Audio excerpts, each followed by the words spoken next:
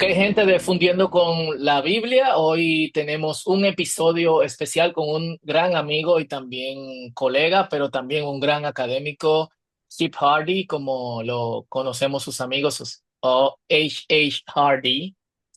Espero haber pronunciado eso, Close. eso bien, que está aquí con nosotros hoy. Welcome, Chip. Thank you for accepting our invitation. How are you today?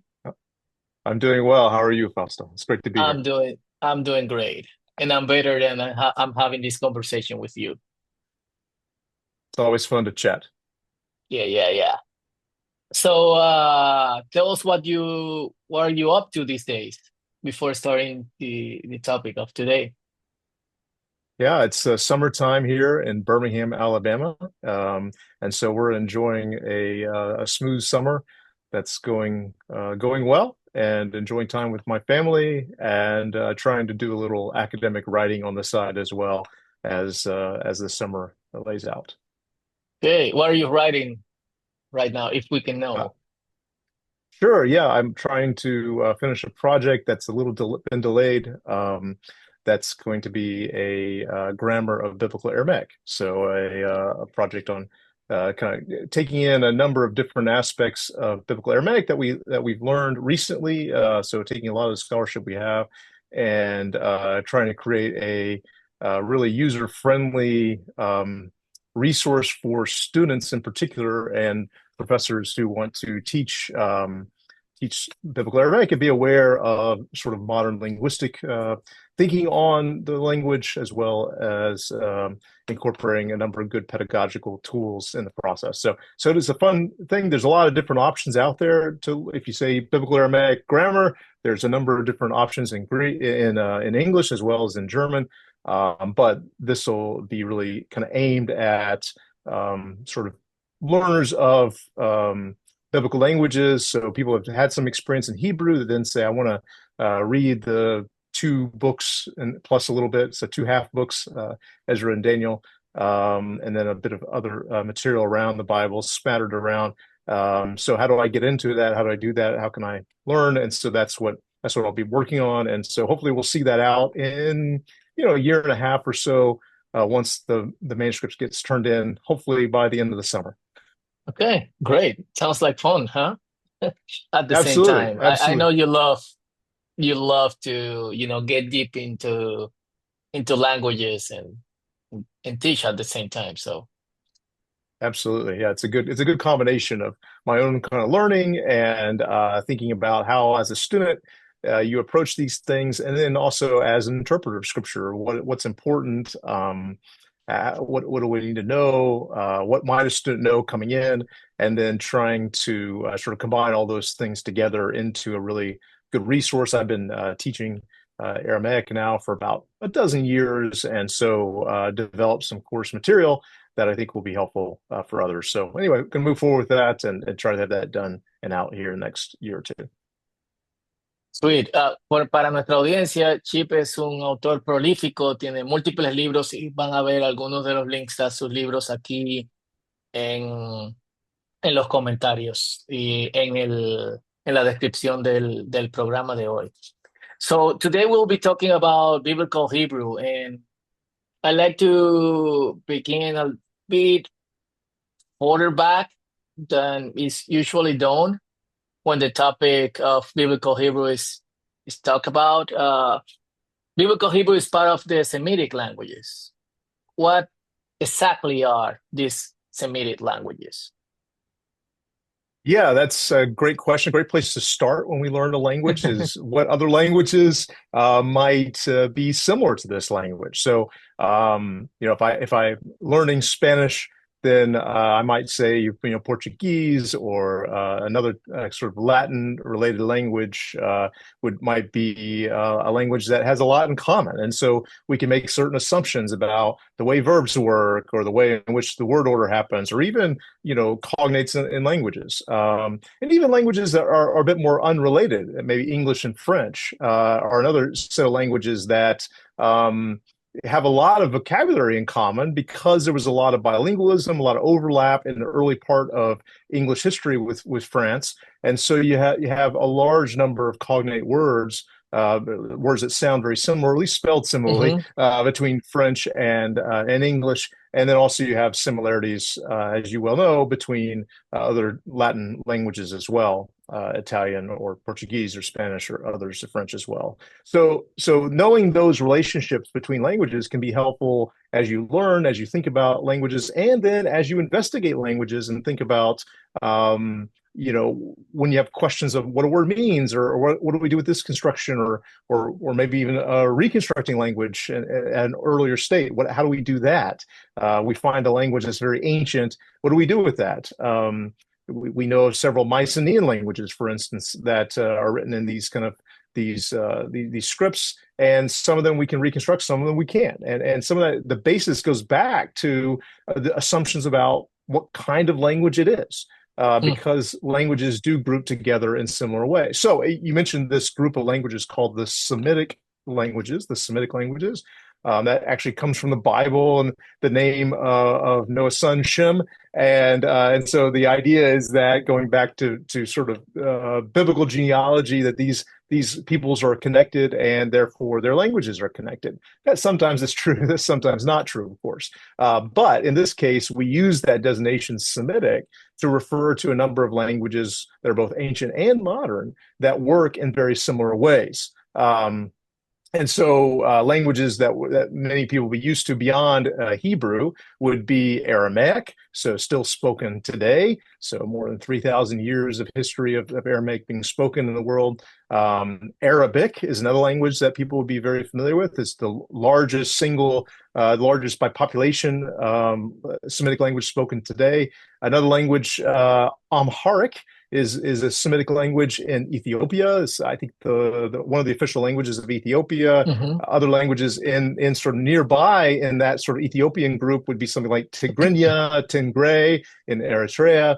So those languages are spoken by a large number of people in Eritrea and in Ethiopia. And then another one that's maybe a bit on the fringe, fewer people speak it, but yet is an interesting one, is Maltese. Malta Mm. is a small island there in the Mediterranean, and they have two official languages. One is English, because of the British, and the second language is, another of their official languages is Maltese, which is a language that sort of looks like Arabic, sounds a little bit like it, but is a Semitic language. But it's actually written in Latin letters. So that's an interesting one to see, hmm not written in Arabic script or written in the Ge'ez script of Ethiopia or Hebrew script like Hebrew is, or Aramaic script, but rather is written actually in English. So again, showing that languages not only can be similar, but also can use vastly different writing systems and still be related. So we can't just say, hey, that language uses a particular script and therefore it's a particular kind of language. So some people who are listening may know that that Persian, for instance, can be written in Arabic script, although the Persian language is a Indo-European language. Another example would be Turkish, which was a number of years ago is written in Arabic script, but then through a governmental change, they moved to using a Latin-based script. So today you'll read Turkish, which isn't related to Arabic linguistically, but yet is a language that's now written in Latin script. So you have to think about how languages are similar with one another, and of course the script can be kind of interchanged in different ways. So anyway, so that's sort of the Semitic languages on the modern side. On the ancient side, we can talk about Hebrew and Aramaic as also ancient languages as well. hmm Others that people have heard of maybe would be sort of the language that we call Akkadian, and that's the languages of the Assyrian and Babylonian empires. Um, we could also think about the Phoenician language, so the Phoenician and Punic. So as the Phoenician sailors moved towards Carthage, they continue to speak their Semitic language, Phoenician, and then smaller languages as well that we know of.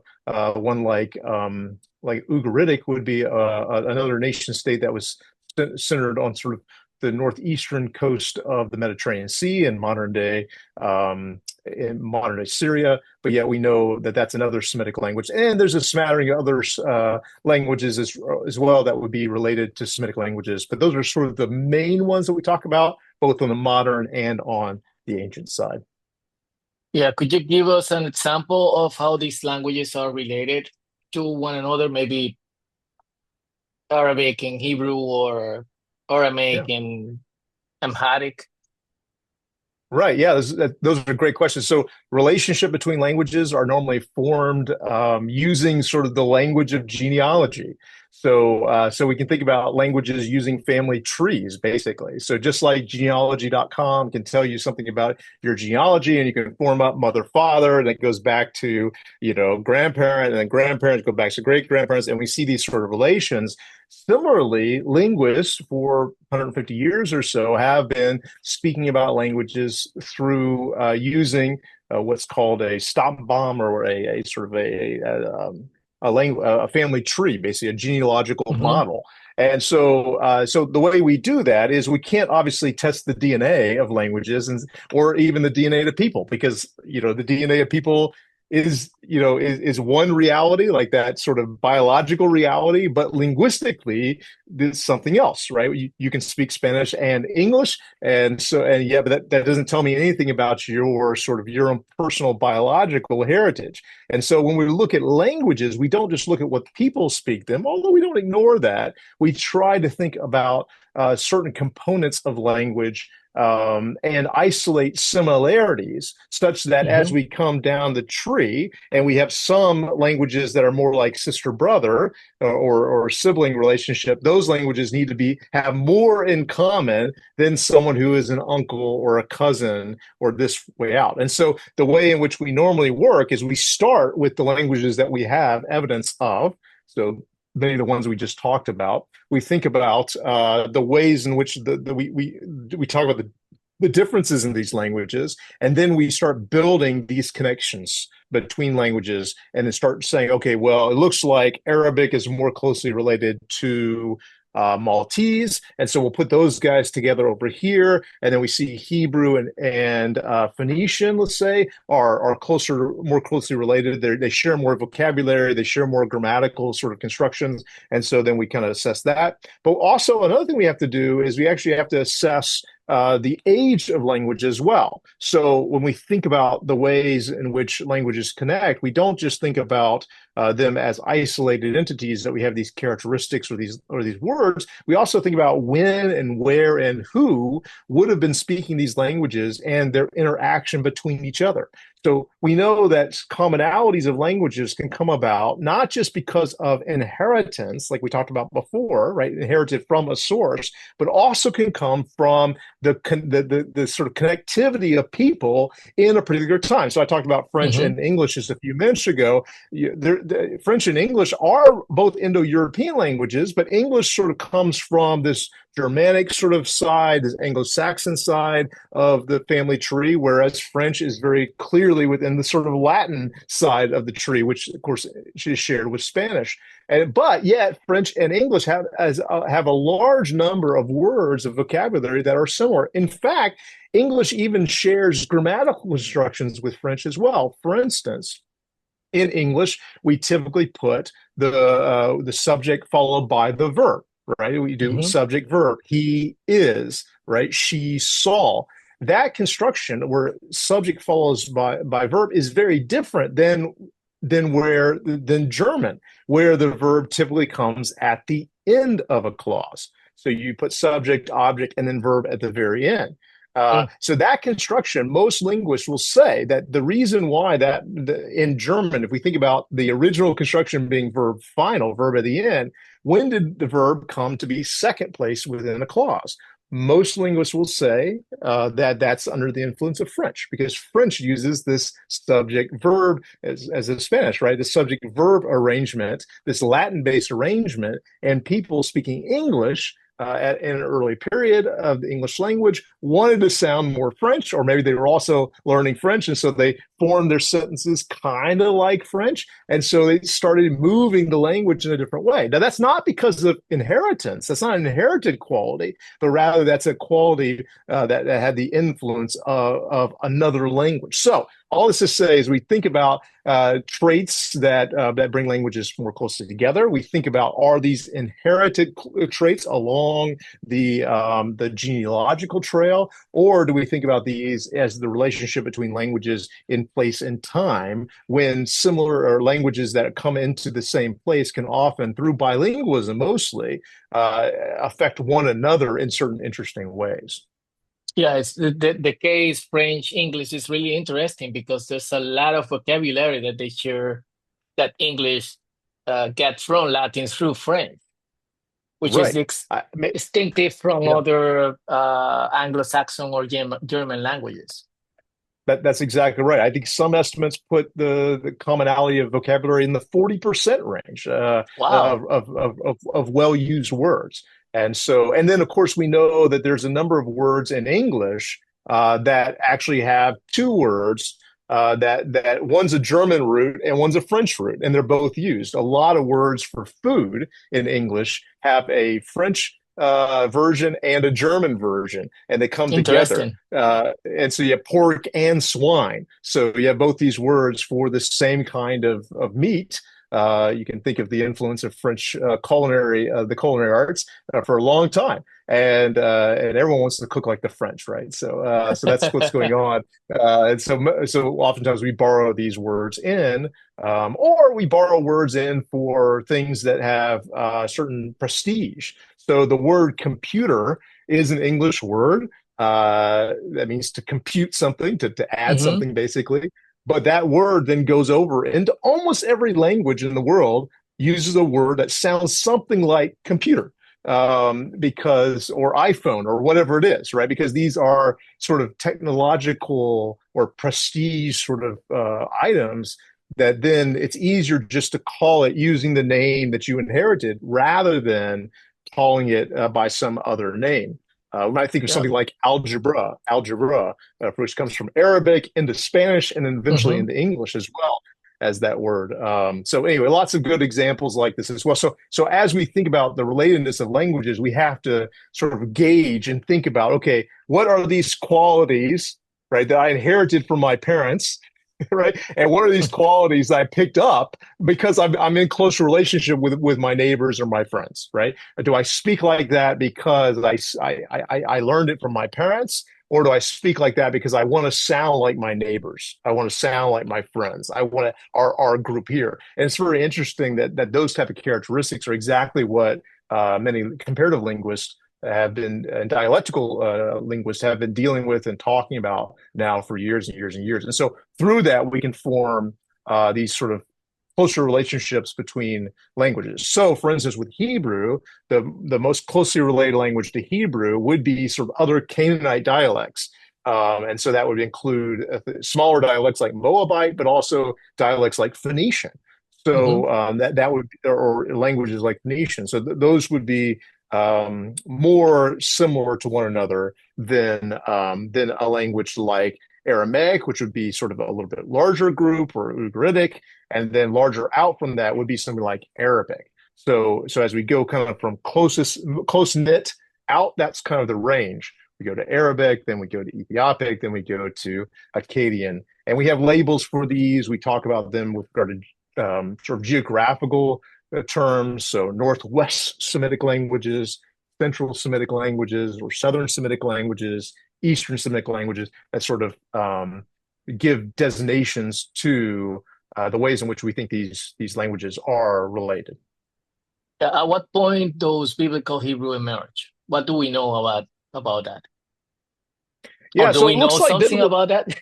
I That's mean, another question. we, I mean, yes and no. I mean, we can't say that on Friday, at 2:15, someone spoke Hebrew for the first time. Like, doesn't happen like that, right? When we think about biblical Hebrew, we should think about it as a designation not of language but of a text.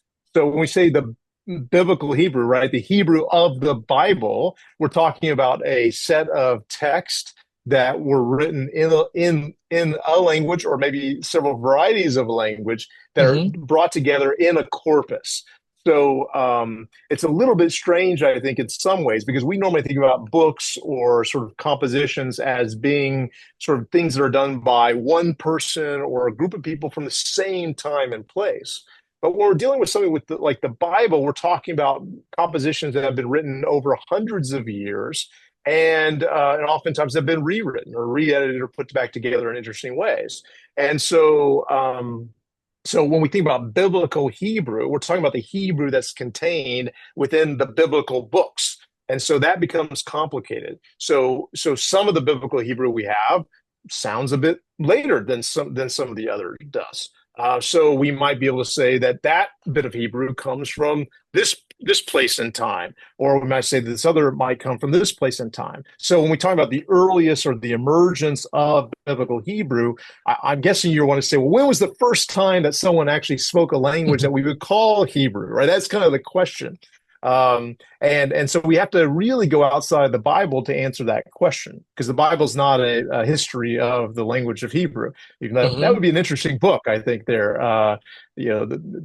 could come up with an interesting name though, because Hebrews is already a book in the Bible, right? In So the we Bible, have to yeah. come up. Yeah, we have to come up with something else. Anyway, but that's all this to say is that we do have evidence of Hebrew writing outside the Bible. Now, it's not as much evidence as we might have for something like Syriac, or certainly not Arabic, or even Akkadian, but we do have some evidence. Of course, early on, that evidence has to be interpreted. When do we decide that a language is sort of its own independent thing? I mean, I think this is a great question, even in Spain, or maybe even better, Latin America, right? At what point do the different dialects of Spanish actually become their own languages, such that we can say that now we have a Dominican Spanish, or we can Hmm. have a Guatemalan Spanish, or Mexican Spanish, right? As these languages sort of isolate and they sort of develop in sound and grammar, we start seeing that these populations then can at some point emerge into its own language. So, what do we even mean when we're talking about language? And this is a really big question, I think, for linguists, and one of those sort of classic questions that we just don't really have a great answer to, which is, what's the difference between a language and a dialect? Right. Oftentimes, the sort of the thing that you tell people, right, when people ask you, Hmm. Fausto, right, is that, well, a dialect is mutually understandable, right? So, two dialects of the same language you can understand. So, someone who has sort of a mid has a British English sort of pronunciation, let's say from Central London, and someone who has a North American sort of standard American English, like they can talk to one another. There might be some words that they're like, oh, what do you mean by that? Or, what's this? And you say that kind of funny. But I think there's still a mutuality of understanding. But at the point at which now these people speak languages that then are not understandable, then we start talking about them not as dialects of a language, but rather individual distinct languages.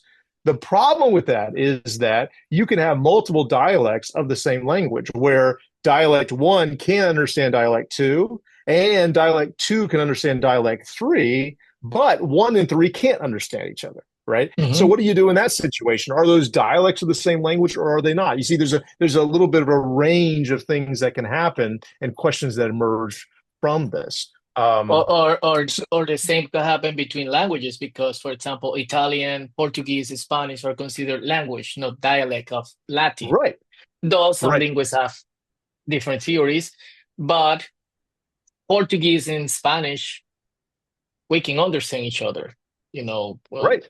Yeah, Portuguese and or Spanish Spanish and speakers, Spanish and but it's not the Catalonian, right? same. Like what? Yeah, Yeah, yeah, the yeah. So Spanish and so what Catalonian time? is a good example too. But between Yeah, Italian and or French and right. Spanish is more difficult.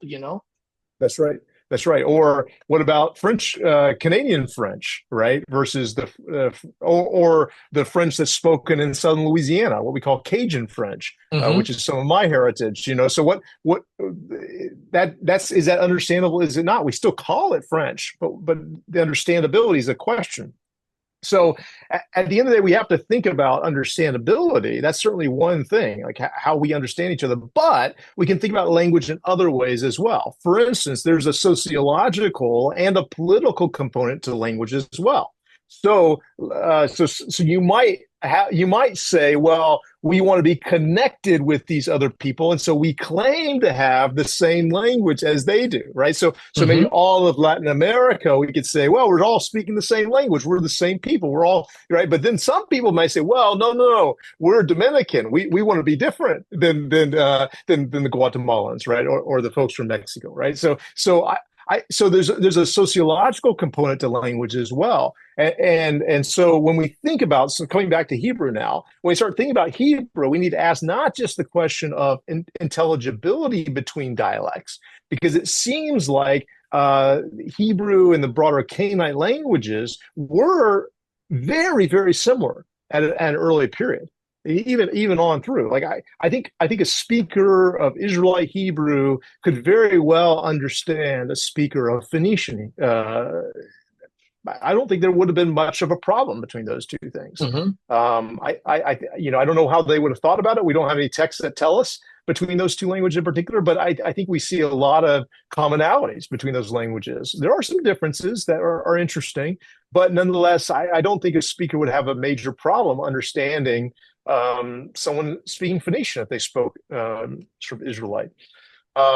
So we need to think not just about understandability, we also need to think about sort of the political social side of it. Are there sociological moments in time, political moments in time, where the language of Hebrew emerges as its own distinct entity, not just in sound and grammar, but also within its sort of forming of a nation. And this is the argument that a scholar by the name of Seth Sanders has written about in a book that's called like, The Emergence of Hebrew, where he basically says you have to look to the initiation of the kingdom of Israel to say that's the time when Hebrew actually becomes sort of what we think of as a language that's somewhat distinct from its neighbors. And so there's lots of political reasons as well as religious and social reasons for that language to emerge as its own entity. And it's interesting that we see verification of that, even though we have very little documentation of the language that early, although we have some interesting things. There's a fairly new inscription from Khirbet Qeiyafa, which is supposed to be in sort of this early language. But it's interesting, anytime that those earliest documents are found and you hear a news story about it, oftentimes there'll be debate. Is this Canaanite? Is this Hebrew? And sometimes scholars for years and years and years will debate over these two. A great example is this thing called the Gezer calendar. The Gezer calendar, it's a list of sort of a calendrical list of what you plant and when you plant it. How many months do you do this thing and that thing versus planting of crops? And we don't really know. Some people think they know, but at this point, scholarship is still divided over whether this is an early form of Hebrew or probably an early form of Phoenician or some other language that we don't really know. That was kind of a broader language. Because that document is essentially one of the earliest, 11th, 10th century BC, one of the earliest documents we have that's written in a Canaanite script that looks like Hebrew, but the language that it exposes is sort of a question. It could go multiple ways. Khirbet Qeiyafa is very similar in that way, in Hmm. that the script itself looks like what we're going to eventually become the Hebrew script, but it's sort of still, there's no real clear designation that this has to be Hebrew.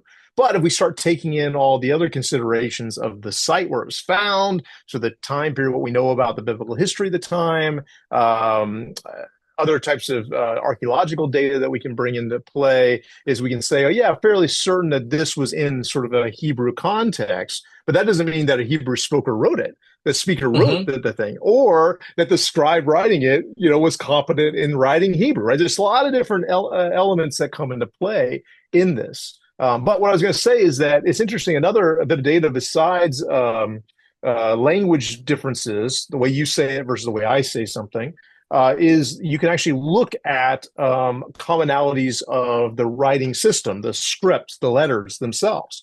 And scholars, Christopher Rolston being one who's done good work in this, and sort of on the backs of a number of other scholars, has said, has identified sort of a Hebrew or an old Hebrew script or way of writing, where Hebrew starts looking different than the Phoenician letters that it borrowed. And so then it kind of had its own sort of use within its own scribal tradition in the nation of Israel. And he's been able to identify that for Hebrew. We can identify that for Aramaic. We can identify that for Phoenician as well. So there's other things that we can look for, not just language, but also the way in which language was formed in order to determine when and where and how these languages emerge. But anyway, all it's to say, that gives you a little bit of the data of what we're dealing with. So we're really looking at sort of 10th century, let's say 9th, 10th, 11th century BC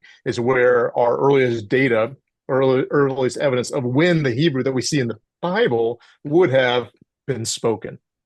Are you saying that Adam and Eve, they didn't speak Hebrew? The rabbis love to talk about how it's the heavenly language, but if it was, we don't have any evidence for that. So Yeah, and you raise a very good point, because thinking in the story of Spanish, there was this time, and that's one of the reasons why it's difficult to date when Spanish emerged. There was this time where there's evidence that what the scribe or the person writing wrote, it was Latin, but because of the documents, we know that what they read was Spanish. Yeah. So they spoke another language, but they were written that language in the same conventionality of, in some ways, for the message to be broader than just a few people that speak this new language. And I don't know if that happened with Hebrew, but that's part of the difficulties we found when we try to date a language in some ways. Yeah. Writing is always going to be conservative, right? The scribes that learn how to write are going to continue to write the way they always have written. And so you're only going to see evidence for that change or that emergence of something new well after the fact. So you got to look for little details. You got to use your history. You got to think about it, who these people were, what sorts of evidences, what kind of mistakes were they making?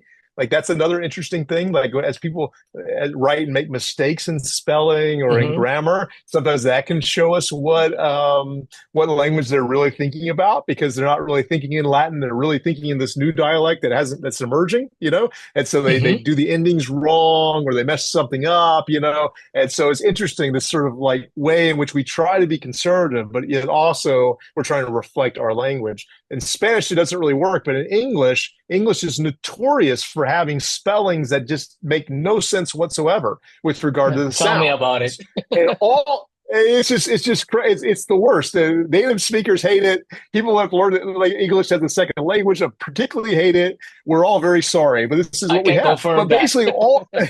But what we're dealing with, that's why Spanish is so great, right? So, but what we're dealing with is that history of all these old spellings, right? The reason why we have silent letters in English is because they used to be silent. Otherwise, why would they be there? And so they used to be pronounced. And so but what happened is, in the practice of writing and spelling, the practice is more ancient, right, than what people actually say and speak today, even by hundreds of years, but yet it preserves, it keeps. Writing systems are very interesting in that way.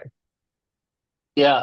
Do we have evidence of variance in biblical Hebrew? Because we often found, and I found this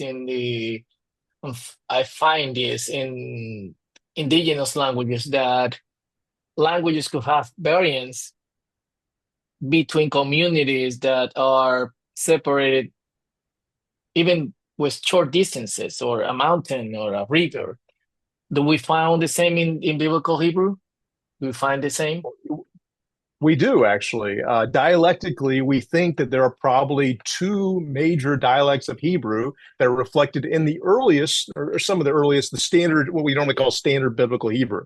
So we're thinking about essentially the documents of Deuteronomy through Kings. So we think about that kind of as a long single story. Of course, that story was put together in through time and all these sorts of things. But we think about that as generally one kind of one group of text, one kind of one moment in time.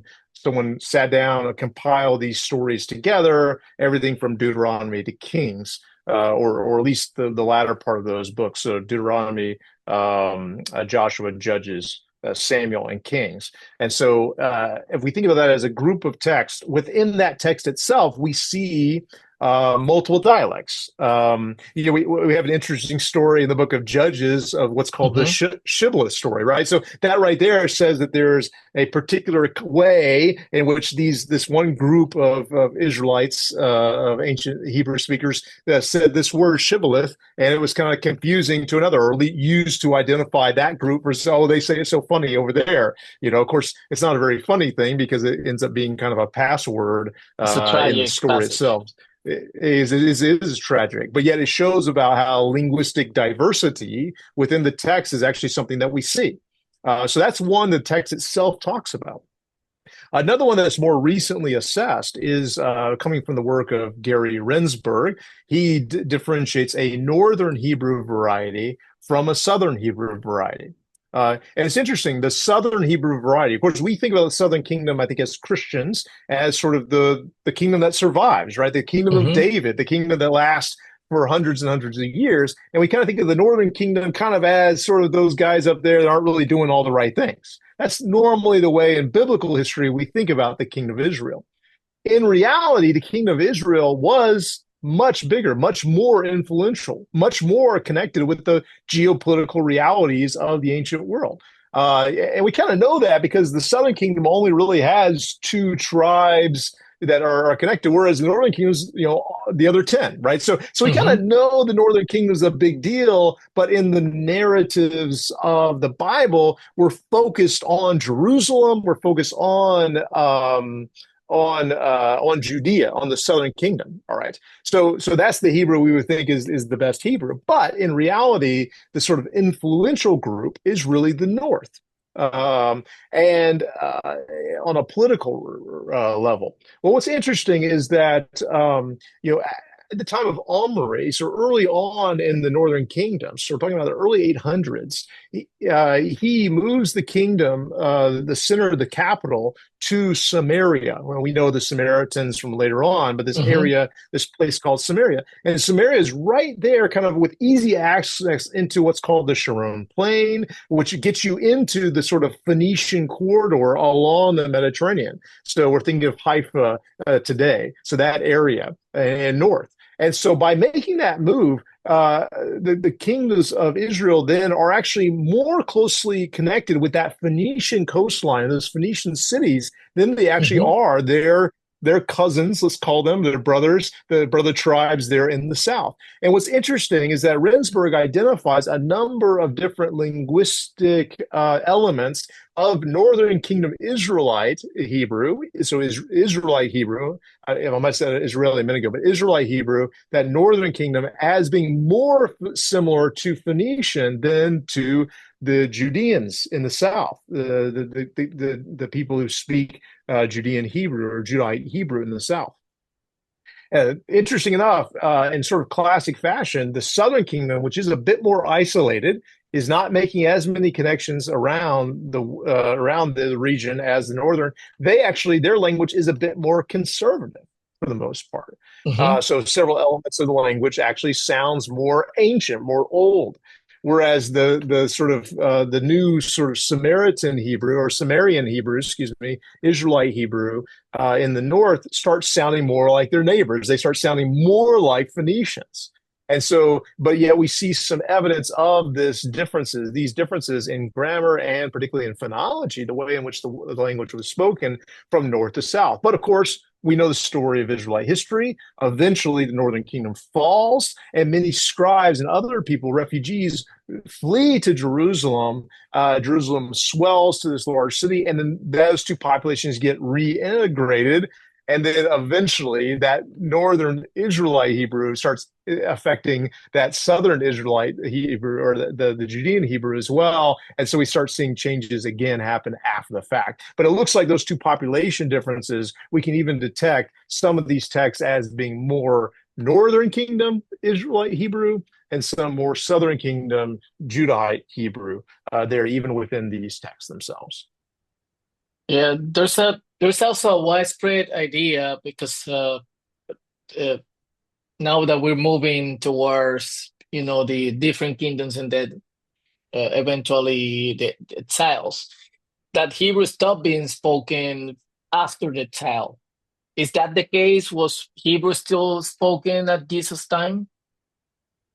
What do you Yeah, I think? mean, so we have the exile that happens in the 500s, and then you have populations of sort of exiled Hebrew people that then move to Babylon or are moved to Babylon forcibly, a forced migration. Of course, we have the story of the return under a number of different the scribe Ezra, the political figures of Nehemiah and others, and so we see the people come back into the land. Um, and so that happens, on into the fifth, fourth century and on up into the time of Jesus. And so we have both populations of people that we would call Jewish, right, or speaking Hebrew that are sort of far flung, as far away as Babylon. So you think of modern day Iraq, and then you have populations that are also in Jerusalem that return. So what can we say about language as in that sort of setting that sort of goes beyond the time of the Old Testament into sort of the Hellenistic period, the Maccabean period, and after? What we know is a couple different things. One is we know that Hebrew speakers in Babylon start to speak another language. And that language is the language which is similar to Hebrew, but not identical to, which is the language of Aramaic. And this is actually why, going back to the beginning of the conversation, why we have some Aramaic portions in the Hebrew Bible, in the Old Testament, Mhm. is because the speakers were speaking Aramaic. Particularly, they were writing letters. Correspondence was done in Aramaic. And so in Ezra, a lot of the correspondence that we have, the letters that we have there in the book of Ezra are actually written in Aramaic. And so chapter 6, chapter 7, et cetera, you can go and look those letters up. And so those letters are not just translated into Hebrew, but they're actually written and then copied into the biblical book in the language of Aramaic, a different language than Hebrew, related but not the same. Not as closely related as Phoenician, by the way. And so the speakers there in exile who have been placed in this new place then use Aramaic, which is the sort of discourse, the sort of the language that's used kind of commonly amongst all the people in this broader Persian Empire. Aramaic is the language that they're using to talk. And we know that Mhm. Aramaic is pretty consistent from everywhere from India.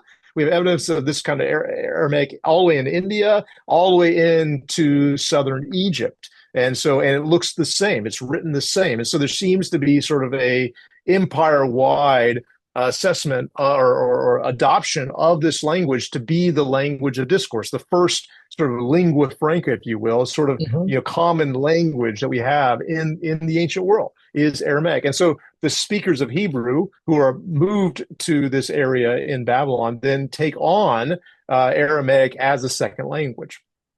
And what we know of that continues even after people return back to the land.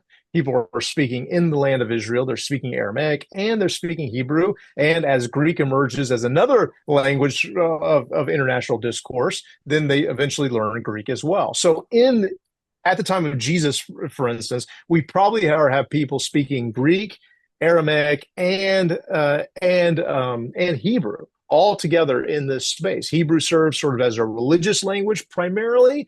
So you're reading your Bible in Hebrew.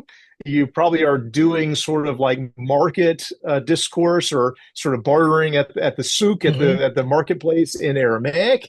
That's kind of more broadly within the regional area that you're speaking Aramaic. And then Greek becomes a bit more of an international language. So if you meet someone from a little farther away, Greek is probably the language that you share. So someone from Egypt is not probably going to be speaking Aramaic, but they speak Coptic sort of innately. You speak Hebrew or Aramaic innately. Your common language then is going to be Greek for discourse. And so that seems to be the situation in and around Jerusalem at the time of Jesus. If you want a good example of the Hebrew side, and so the preservation of Hebrew, we have a number of different things. We can look at historical data. So we have in the scrolls at Qumran, so around the time of Jesus and after, we have documents written in Hebrew. Now the Hebrew sounds a bit different than the Hebrew of the Bible. It's kind of progressed and moved. I mean, you're talking about hundreds of years after the Bible Hmm. language for the most part, or at least 100 years, a few hundred years after. And so that language then has developed in that time, as languages do. And so we have writings from Qumran that are composed in Hebrew.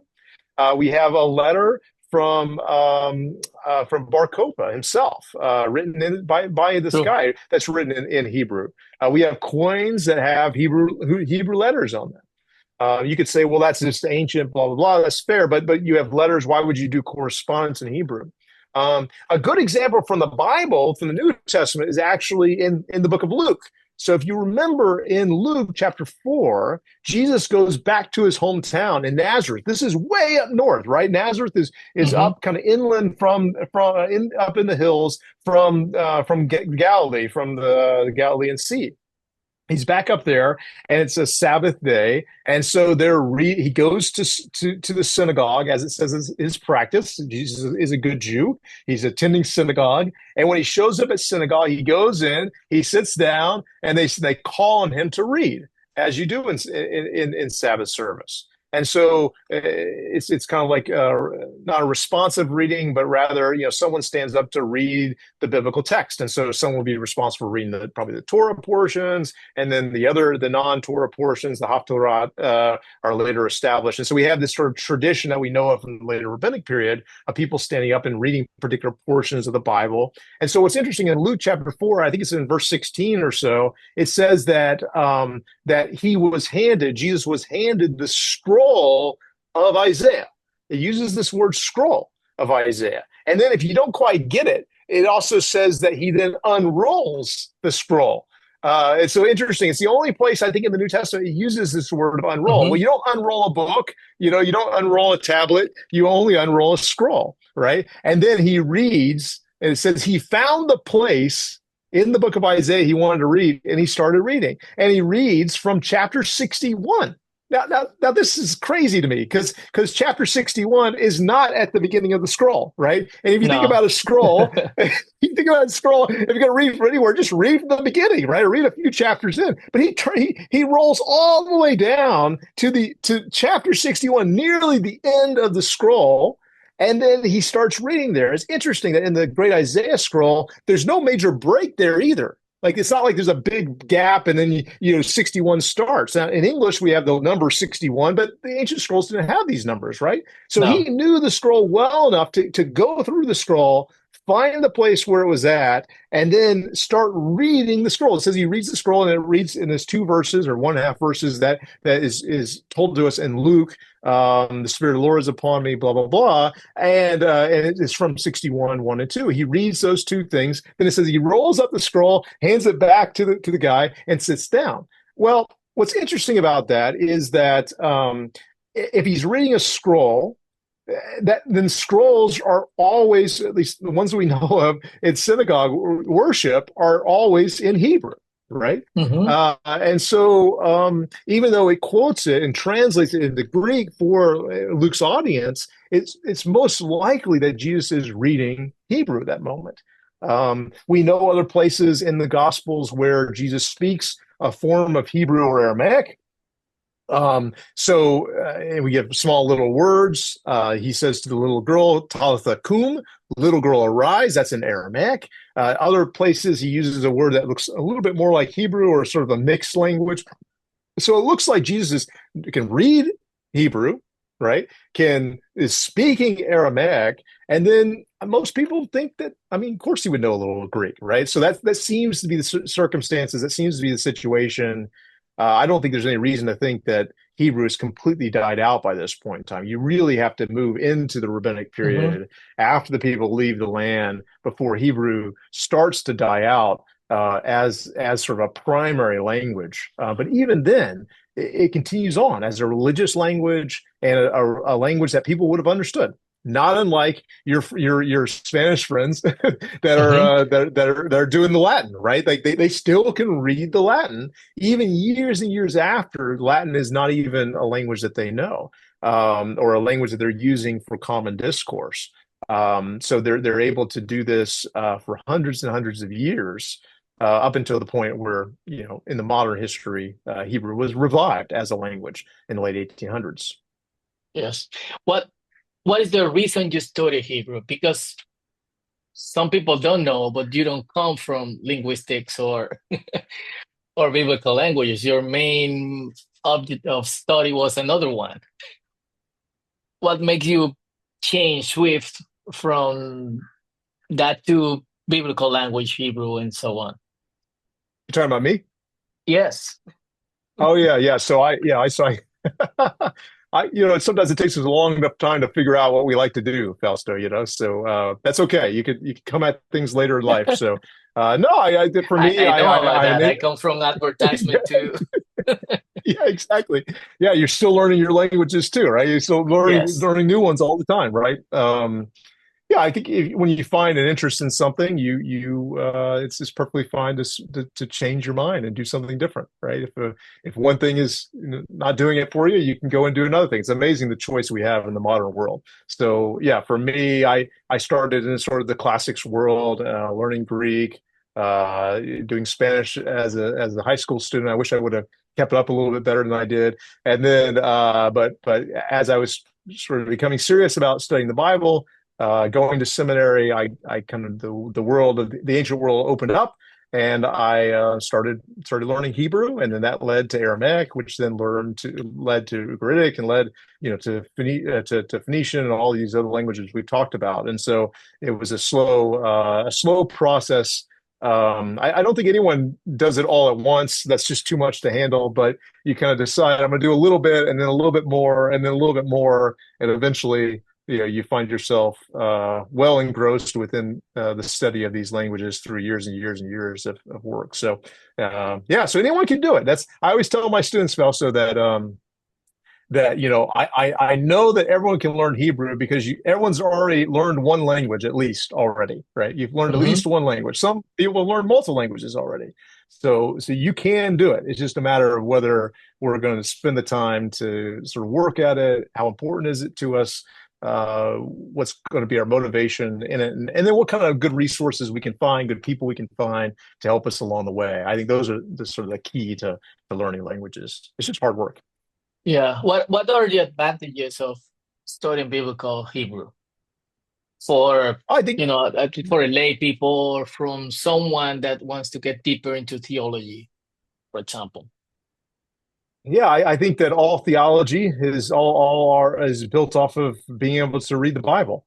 As a Christian, I'm a Christian, and so I think that God speaks through His Word, which is we find in the Bible, and because of that, that's how we learn who God is. And so, if we're going to do theology, we need to or think thoughts about who God is. We need to start with the thoughts that He's given to us, and what the ancients have written down for us to think about who God is.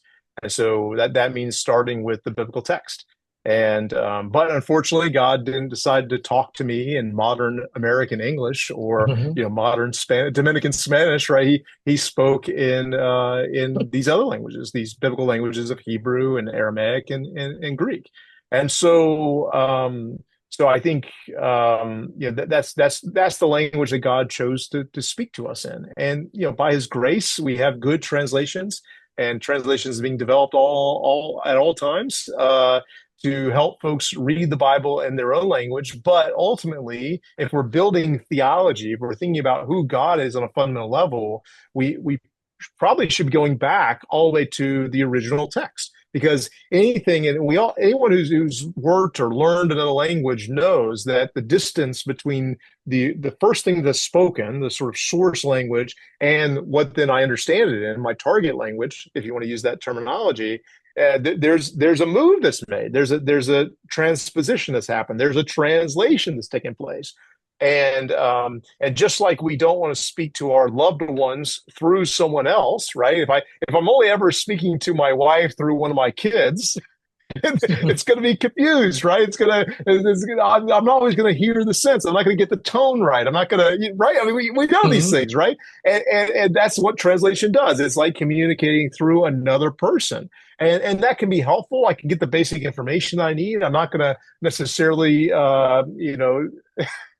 think the wrong things about who God is, but aren't I going to, if I can, if I have the resources, the availability, if I have the time, if I have the desire, aren't I going to go back to the source? Aren't I going to walk in the other room and just ask my wife, hey, what did you mean by that? Mhm. Samuel said this, and it can't possibly be right, And I think that's the case sometimes with the Bible. Like we read something where we think, wow, that can't possibly be right, or how do I square that with this other thing? And well, maybe the first step will be to say, well, can I get rid of the middleman? Is there a way to learn enough to sort of guide my thinking in a better way through approaching the Bible with the original languages? And I think that's a good first step for many people.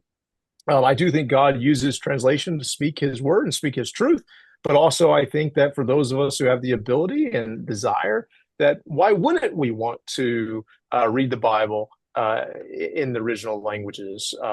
Again, if we have the availability, which I think for most modern people we do. We have lots of good Mhm. resources. We have lots of good ways that we can learn online from other groups, through books. It's incredible the amount of information and resources that we have. And I think we want to continue to keep engaging with that, doing the hard work to say, hey, this is important. This is leading us to truth. This is leading us to know who God is better. And so I want to, even in small ways, make efforts. Maybe I'll say one more thing about that is that, when we think about fluency, like how fluent we are in a language, right? How well we speak a language. I think we all know that fluency is sort of a continuum, right? It's Mhm. it's it's no one's 100% fluent in any language. Right. I mean, I still have to look up English words in an English dictionary. That tells you that I'm not 100% fluent in English, right? And I definitely have to look up words in Spanish still. And I have to look up words in Hebrew because I don't always know, But the interesting thing is that there's also a bottom level of fluency, right? And so I think all Christians, all believers in God want a fluency in his word. And that Mhm. fluency can be in knowing the Bible in your own language, but also part of that can be knowing the Bible in its original language, even if it's in small. So I think there's small ways that we can learn about the way in which God communicates to us and the interesting ways in which he does, that are just sort of, very small bit of fluency, right? A very small amount of fluency. But then that can grow little by little. And you may never ever get to 100% fluent, which we never all will, but we can gain fluency through time as we learn, as we learn to know who he is and learn to love him better. And I think that's what our hearts should always want to do. That's what Mhm. we should want to do as people who are interested in something, people who are motivated religiously by something, and people who want to please God. True. What advices can you give to students of biblical Hebrew to keep growing and to maintain their Hebrew? Because Yeah. uh, I have met a lot of people that say, "Well, yes, I did Hebrew in the seminary or Greek, but I totally forget. I cannot even use an interlineal." But more Mm. and more, as you say, people are interested on getting a better understanding of the biblical languages. What advices can you give as a professor of Hebrew, a group professor of Hebrew, actually? Yeah, I mean the only way to increase or to improve or to recover your biblical languages is to read the biblical languages. I mean, there's no other way to do it.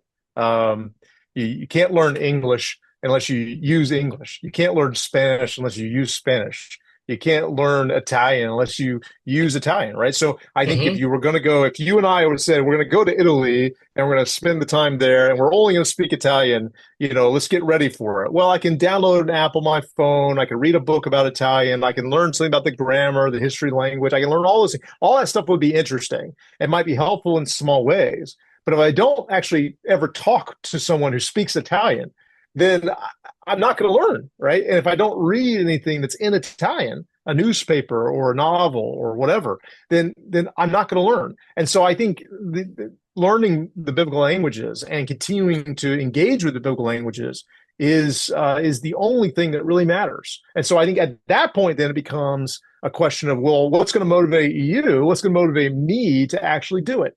How am I going to every day, hopefully every week, definitely be reading the Bible in Greek, in Hebrew, hearing it, seeing it with my eyes, pronouncing it, right? How am I going to be doing that so as to get the experience I need in order to be able to engage with this? It just takes time.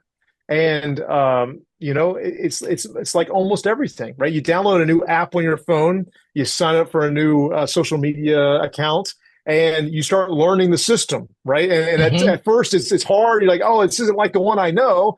But eventually you figure out, oh, it's in that thing over here. You got to hit that little button, or you do this thing in this group, and you start learning through time, right? But the only way you learn that is by doing it, right? By and I think the same thing is true with biblical languages. Is if you're not gonna do it, if you're not gonna engage with, you're not gonna read, then it's gonna go away.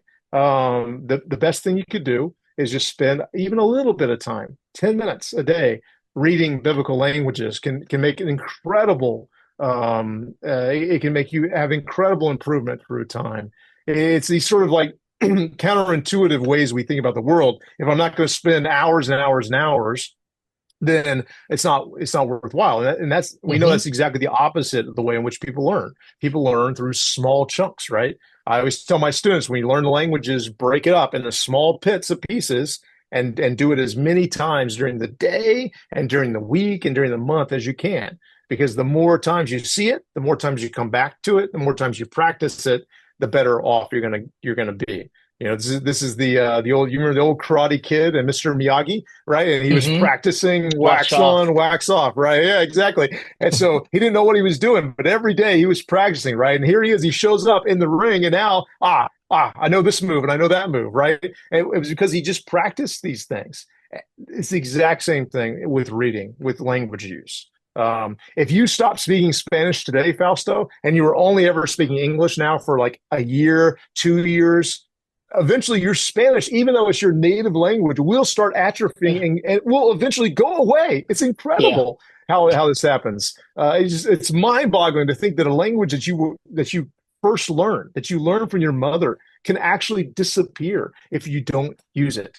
And the same is very true with the biblical languages too. So find the resources that are going to help you continue to read Hebrew, continue to read Greek.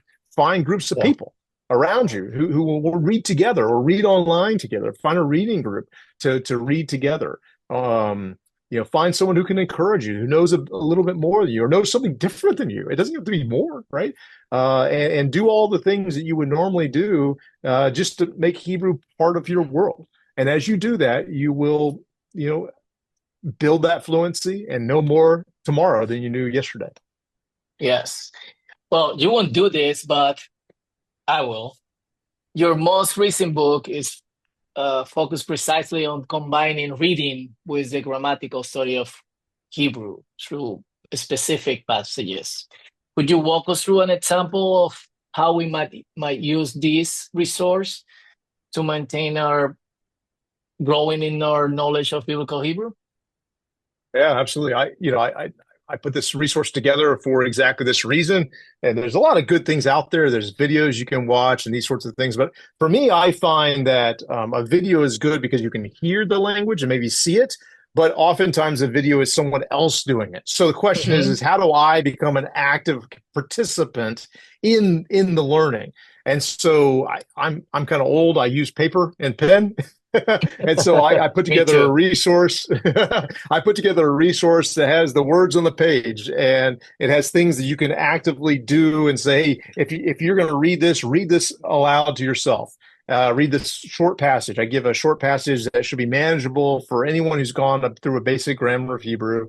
And I walk you through passages. I have 90 days worth of these things. I kind of break it up into daily doses, if you will, of these sort of Hmm. Hebrew, where you take and then you kind of work through the text. And it's got information to help out, like things I think that a student would get stuck on, things that I think would you'd find interest in the text, theological points that might come across, or connections between texts that you may not see if you're only doing with this. And so each one of these sort of 90 days of reading are short. They're meant to be done in about 10 to 15 minutes, and you can kind of each day do it little by little. These kind of like small chunks that we talked about as well. So yeah, and so yeah, you can pick up that resource and help, it'd be helpful. Hopefully, it'd be helpful to folks. I really thought, like, what would it be if a student was it took a grammar class with me, a basic grammar of Hebrew, kind of knew the basics, and then they wanted to sit down over the summer and read with me. So they come to my office. Let's spend 20 minutes a day reading together.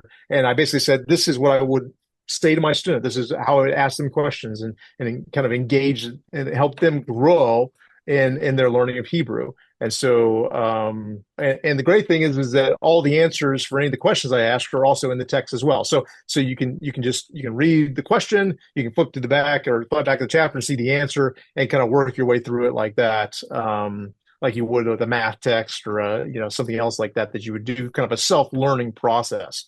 And so, anyway, that's a great resource. That's a great way that folks can engage with the biblical text as well. Yeah, you said you wanted to look at a text together. Yeah, why not? Why not? Yeah. I think about yeah. I just let's see. Let's get my Hebrew Bible here. I That's mine one of here the too. why not start at the beginning, right? The beginning is always a good place to start. So Yes.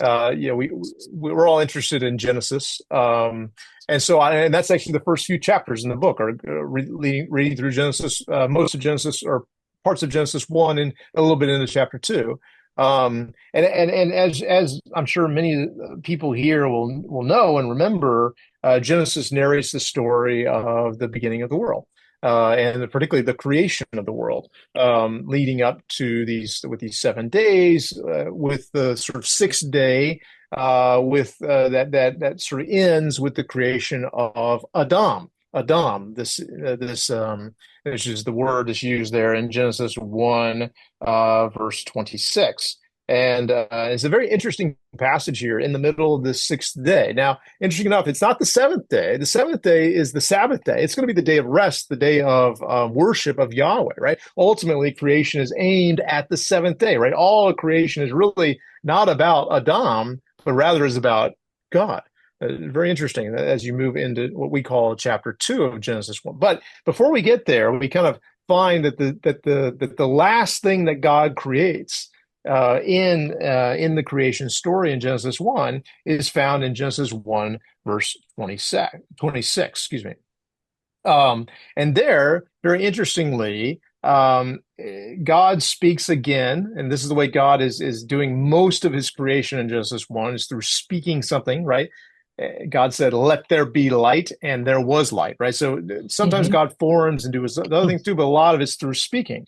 And it's interesting in 26, this comes immediately after the sort of the land animals are sort of created in 25. We kind of have a formulaic ending there, and God saw that everything was good. That's the end of 25. And then 26 almost looks like a new day, but it doesn't have a new day marker. So it's the second half, maybe, of day 6, Hmm. whatever. It's the afternoon now. Let's say it's the afternoon.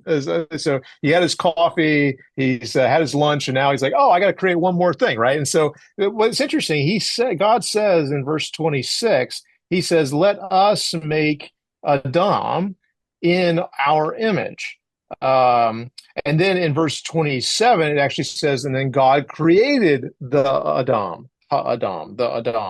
Um, and then gave him this sort of role to play. That's in 27. But it's interesting that before God actually does the thing of creating, verse 26, he says, hey, I'm going to do this. He says, I'm going to make this Adam. All right. And it's a very interesting verse in 26 because for a number of different reasons. And it's a verse that many, many people have memorized and know, but there's an interesting component to it, I think, that you may only catch on if you're really reading slowly, reading Hebrew, but some of the English translations help us with it. So in 26, he says, God says, let us make Adam in our image after our likeness. So there's interesting two words there. And then he continues on and says, and then, and it says, and then the Adam will rule over the fish of the sea and the birds of the sky and the land animals and all the creepy animals, right? So those are all the categories of Mm-hmm. things that have been created either on day 6 or before. All right, so he's going to rule over this. But notice what that verb does. Let us make man in our image and our likeness. And in Spanish, what does it say there? What is the very next in English? It says and what? It says they will Uh, rule. What does it say in Spanish there? Do you know? to govern, to rule. Yes, Yeah. it's And something similar. is it he will rule or is it they will rule? Not just to rule. Oh, to rule. Okay, interesting. So if that's the translation, I should have looked up the Spanish translation here. But but in English, but it's interesting that it's Adam is created, right? Let's make man to rule, right? Adam to rule. But interesting enough, the verb there, and I think in some English translations it says, and they will rule over, Mm-hmm. right? So let us create Adam in our image and in our likeness, and they will rule. Now, wait a second. Adam. Now, we've been talking about Adam here, but I used the Hebrew word on purpose because I didn't want to specify. What does it mean? Well, we have a person that we think about in the garden, right? Who's the husband of Hava, Eve, right? His name is Adam. Adam. Adam. It's the same word as is used here. But what's interesting is here in 126, this is not a story, in my mind, about the creation of the man Adam, Adam. All Mm-hmm. right. Now, Adam would be included in this number, but that's not what it says, right? It's more this sort of overview of the creation of not just a particular man, one particular man, but Adam as humanity. And it's interesting that Adam, the word in Hebrew, has these two meanings. It can mean one particular person, it can mean the name of one particular person, or it could mean the name of all people of all time and all places. Right, so just as 126, I think we can see by that subtle shift from let us create Adam and they will rule. I think even English speakers in the Spanish, you can see that they will rule shows you that Adam is not just the one man, Adam, that God creates him Mm-hmm. too, right? But really here, the point is that God's creating all humanity in day 6 at this moment, right? So just like he created all the birds, not one particular bird necessarily, all the animals, not particularly just one animal, right? All the fish, not just one fish, right? He's creating an entire class of being here in this moment, in this story. And I think it shows us that here in the story. And we see that again in the later verse where it says, and he made Adam male and female, right? Mm-hmm. And what do you mean he made Adam male and female? It's interesting. The rabbis had interesting ways to think about, well, was this a single person that was both male and female? What's going on here, right? It's That the seems same. unusual, right? Is one person being the same at the same time? Yeah, That's exactly. That's what they said. And they said that only after God divides the person do we actually have two different biological sexes, right? But that's not that's in a sense a kind of an over reading, an interesting interpretive reading of Genesis 1. But what we can see from this passage is that use of Adam in Hebrew, yes, can refer to the man Adam, and it does later on in chapter 2 and following. But here in chapter 1, it only ever refers to all humanity of all time and all place. All right. So we don't have this kind of double creation of Adam. This is the big story of God creating everything, all humanity, all birds, all fish, all all land animals and creepy things, and all of humanity all at once, in a sense, right? We are all created in this moment, if you will, and meant to given this task to rule over as part of this ordered system of creation. Yeah, and something interesting about this exercise is that you don't necessarily find this in translation. You need to Yeah, go to the original language. that's right. Yeah, it's a real problem in English. I don't know in Spanish, but in English, there's not really a word for all of humanity that's a singular term. Like we say humans, plural, Hmm. right? Or human or Homo sapiens, plural. And a lot of our words are sort of like we have plural words that take plural, right? The humans did this thing, right? But we said the human did this thing, right? We say it's singular, right? What's interesting about this Hebrew term is that it both can be singular and plural, depending on how it's meaning. And in this sense, we see very clearly this is not a singular meaning, but this is the plural meaning of the Adam, right? We have the word humanity in English that kind of works that way as sort of an abstract concept.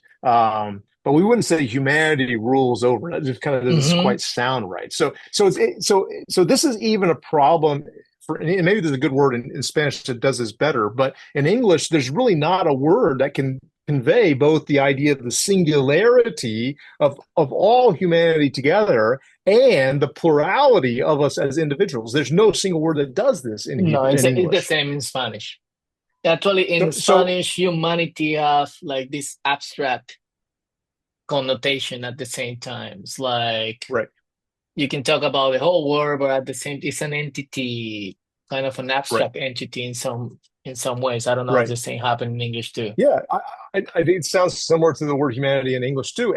So it doesn't really function like that. It doesn't work like that. And so if that was the word that was translated, then it would kind of give a false sense in other ways, right? So we're always stuck. And this is a great example in the translation. We're stuck because we just don't have a word. But it's not that we can't understand the concept. It's just we have to have some flexibility with the ways in which the words that we're used to and the words the Hebrew uses and know they're not always going to match up. And if we match them up incorrectly, we might end up with an Adam that is both male and female, right? Or we might end up with an Adam who is given they talked about they being ruled, multiple and ruled. How's this? You see, so there can be confusion that comes, false sort of connections that were unintended.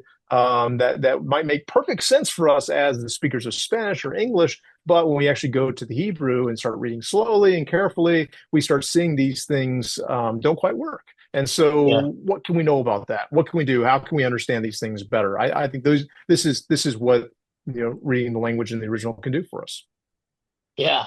Well, Pete, thank you very much. It has been a great, great episode. I can't wait until everybody can watch it. And I don't know if you want to say a few last words for our audience. No, thanks so much, Fausto, for doing this. I really appreciate. I can't wait to hear, listen to the other episodes coming up. Things on Bible translation and other good chapters here in the series this season. So, really happy for the invitation. Glad to be here with you, and look forward to seeing it continue to be successful. Thank you. God bless you. Hey, gente, gracias por escucharnos el día de hoy. Chip Hardy y pueden acceder a sus recursos pronto, algunas de sus cosas en español. Bendiciones. Adiós.